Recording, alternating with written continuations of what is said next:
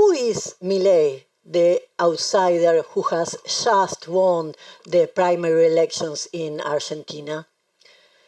Milei's triumph was celebrated by Vox, Meloni, and Bolsonaro. Just like them, he's a far-right politician who's promoting strong austerity measures and conservative policies. Unlike Trump and other far-right populists, Milei is not a nationalist. On the contrary, he's promoting the liberalization of foreign trade, which in a country like Argentina is quite a suicidal idea.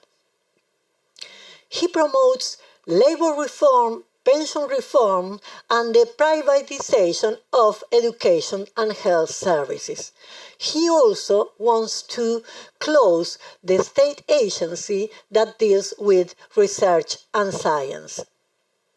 He wants to eliminate abortion rights, and he wants to eliminate as well comprehensive sex education in schools. His former candidate to governor in Buenos Aires City even proposed to replace comprehensive sex education in school with porn. Yes, that's right, you heard me right, with pornography.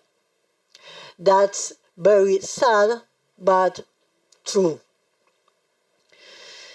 Expressing his extreme liberal points of view, Milei spoke on camera in favor of the purchase and sale of human organs, although this is not in his written electoral platform, at least not yet.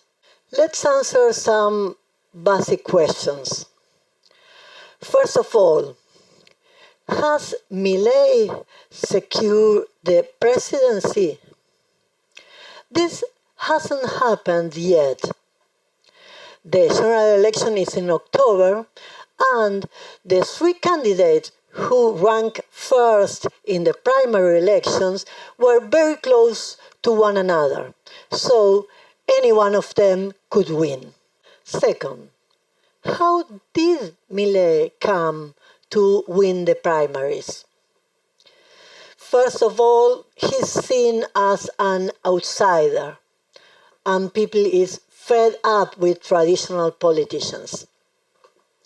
Milei supporters sang the slogan, "Que se vayan todos," out with everybody, that was chanted in street demonstrations in 2001 protests.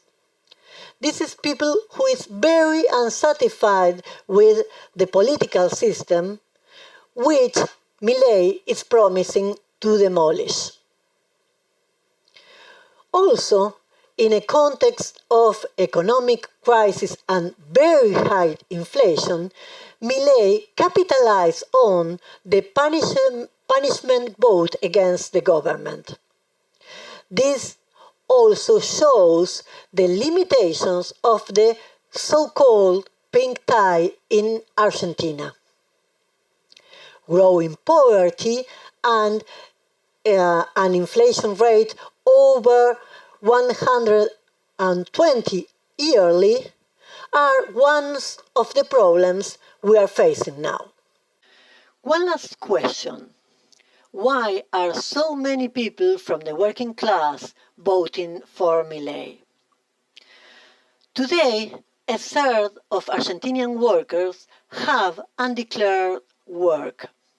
So, labor reform does not affect them, because they already lack labor rights. And they hope that this labor reform and the austerity measure will help lower the inflation that is eating into their salaries. During the Kirchnerist governments, the number of undeclared workers grew and their labor conditions worsened, widening the gap between declared and undeclared wages.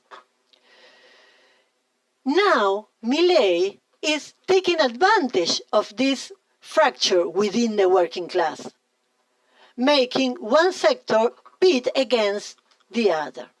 Milei's success was also driven by the rejection of the government's postmodern discourse, which propagandizes alleged progressive measures while the vast majority of population sinks into poverty. Hegemonic left is quite small, and to a great extent it has mimicked much of the government's progressive discourse, forsaking more radical or more classist demands. In this way, popular discontent against the government was capitalized on by Milei. Now, emboldened by his success, Milei is escalating his own discourse by promising, if he's elected in October, dismissals in the public sector and a social assistance reform.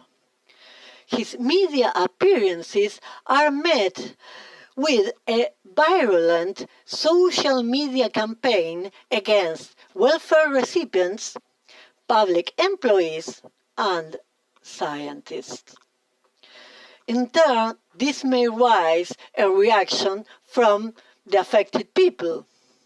This is already happening, and of course, my organization, Vía Socialista, will try to boost this reaction. The attitudes that Milei encourages are quite dangerous, and we all should do our best to stop him. Thank you all very much for listening. I'm Marina Kabat, a history professor at the University of Buenos Aires, Argentina. Please do follow our YouTube channel for more updates on Argentine and Latin American news. We also have a PayPal account. If you could contribute, that will be very helpful. Again, thank you all for listening.